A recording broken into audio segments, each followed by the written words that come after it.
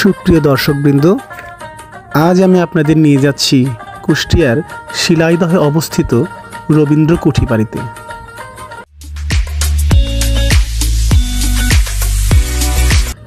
পদ্মা নদীর তীরে অবস্থিত এই বাড়িতে কবিগুরু কাটিয়েছেন তার জীবনের অনেক গুরুত্বপূর্ণ সময়।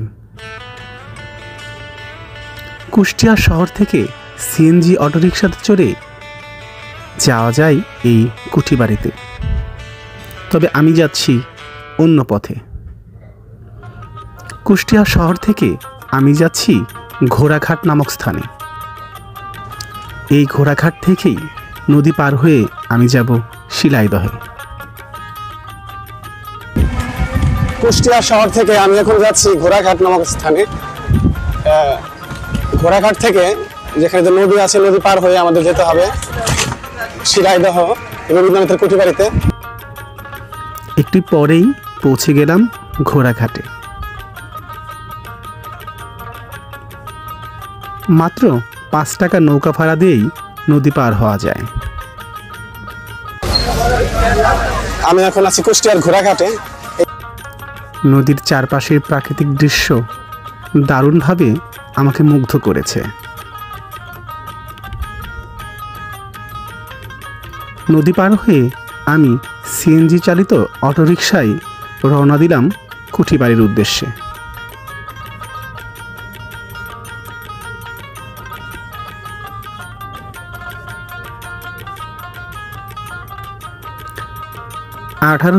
সালে রবীন্দ্রনাথের পিতামহ দ্বারকনাথ ঠাকুর এ অঞ্চলের জমিদারি পান, আর তারই সূত্র ধরে রবীন্দ্রনাথ ঠাকুর শিলাইদহে জমিদারি দেখাশোনা করতে আসেন 1889 সালে। 1889 সাল থেকে 1901 সাল পর্যন্ত তিনি এখানে জমিদারি সামলেছেন। চলতে চলতে কিছুক্ষণের মধ্যেই পৌঁছে গেলাম কুঠিবাড়ির সামনে।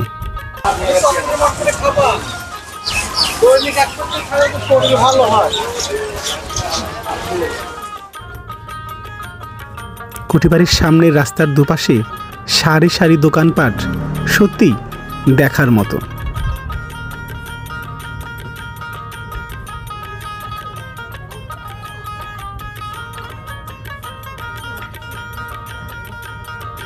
আর এখানেই খেয়েছি আমি আমার জীবনের শ্রেষ্ঠ খাবার, কুষ্টিয়ার বিখ্যাত কুলফি মালাই। কুষ্টিয়ার এই বিখ্যাত কুলফি মালাই মুঘল আমল থেকেই এখানে প্রচলিত আছে, আর কুঠিবাড়ির সামনেই খাঁটি কুলফি মালাই পাওয়া যায়।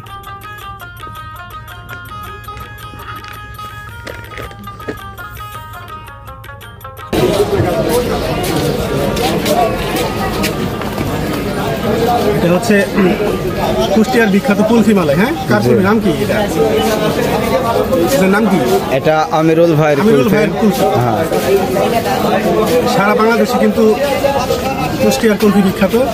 এই রবীন্দ্র কুঠিবাড়িতে এসে আমি বিখ্যাত কুলফি স্বাদ গ্রহণ করলাম। আচ্ছা, এই যে দুধ বানানো খাঁটি, হ্যাঁ, কোনো ভেজাল নাই তো? না, অরিজিনাল। আচ্ছা, আপনারা শুনলেন যে 1 নম্বর খাতে হলে আপনারা কুঠিবাড়ির গেটে আসি খাতে হবে। আচ্ছা, তার মানে যদি কেউ কুলফি খেতে চায় 1 নম্বরটা, তাহলে কিন্তু এই রবীন্দ্র কুঠিবাড়ির সামনে এসে খেতে হবে, তাই না? জি জি। প্রবেশপথের সামনেই বিশাল গেট। টিকিট কেটে ভেতরে প্রবেশ করলেই দেখা যায় বিশাল এক মাঠ। এই মাঠের সামনেই আরও একটি গেট রয়েছে, আর সেই গেটটি থেকে সামনে প্রবেশ করলেই হঠাৎ করে যেন চোখের সামনে চলে আসবে সেই ঐতিহাসিক বাড়িটি।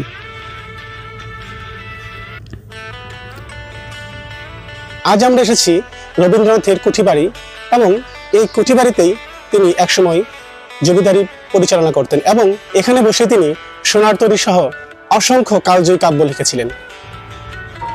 বিভিন্ন গাছগাছালি,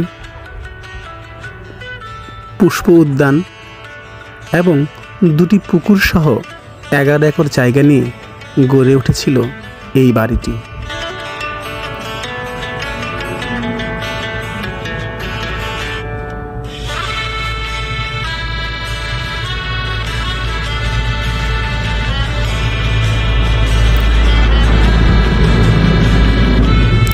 মূলত আড়াইতলা এই বাড়িটির নিচতলা ও দোতলায় বিশাল হল কক্ষসহ মোট 15টি কক্ষ রয়েছে।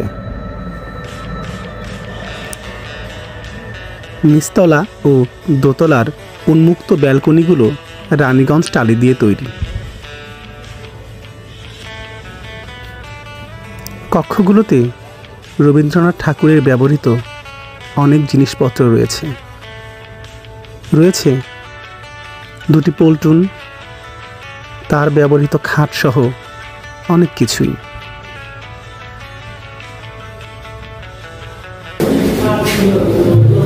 আমার পেছনে যে সিঁড়ি দেখতে পাচ্ছেন, এই সিঁড়ি চলে গেছে 3 তলার ছাদে। অর্থাৎ এই সিঁড়িতেই রবীন্দ্রনাথ 3 তলার তার ছাদে যেতেন। রবীন্দ্রনাথ ঠাকুরের নিজ হাতে লেখা অনেক কবিতার পাণ্ডুলিপি এখানে সংগৃহীত রয়েছে।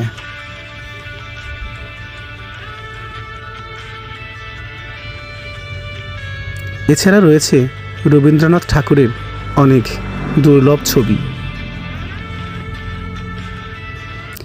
এখানে বসেই রবীন্দ্রনাথ ঠাকুর রচনা করেছিলেন তার বিখ্যাত কাব্যগ্রন্থ গীতাঞ্জলি, সোনার তরী, চিত্রা আর চৈতালি।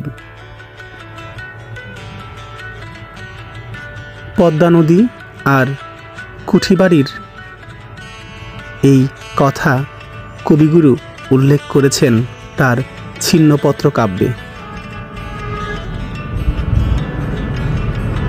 এই বাড়িতেই রবীন্দ্রনাথ ঠাকুরের সাথে দেখা করতে এসেছিলেন স্যার জগদীশচন্দ্র বসু, দ্বিজেন্দ্রলাল রায়, প্রমোদ চৌধুরী সহ আরও অনেকেই। বর্তমানে এটি জাদুঘর হিসেবে সংরক্ষিত রয়েছে। এখানে কবির শৈশব থেকে শুরু করে মৃত্যু পর্যন্ত বিভিন্ন ছবি রয়েছে।